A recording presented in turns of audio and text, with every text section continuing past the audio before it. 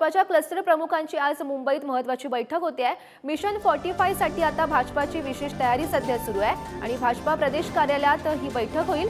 फडणवीस बावनकुळेंसह महत्त्वाचे नेते या बैठकीला उपस्थित सुद्धा राहणार आहेत।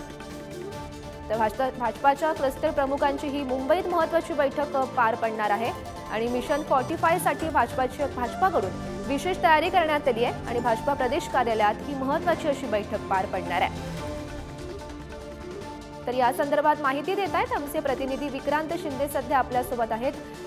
विक्रांत, भाजपाच्या क्लस्टर प्रमुखांची आज मुंबईत ही महत्त्वाची बैठक होते, कोणकोणते प्रमुख नेते उपस्थित राहतील आणि नेमकं काय घडू शकतं?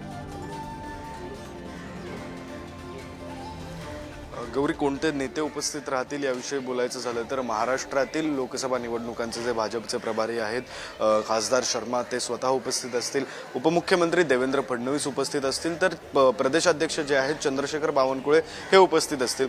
यांच्यासोबत सर्व जे क्लस्टर प्रमुख आहेत महाराष्ट्रातले भाजपचे ते उपस्थित असतील।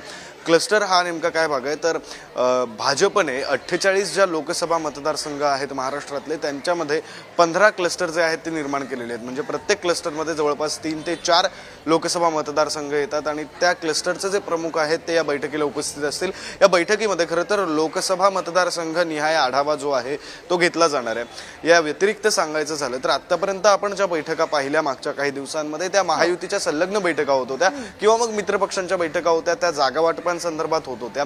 आता भाजपची ही स्वतंत्र बैठक होते। या बैठकीमध्ये खरं तर लोकसभांचा आढावा घेतला जाणार आहे।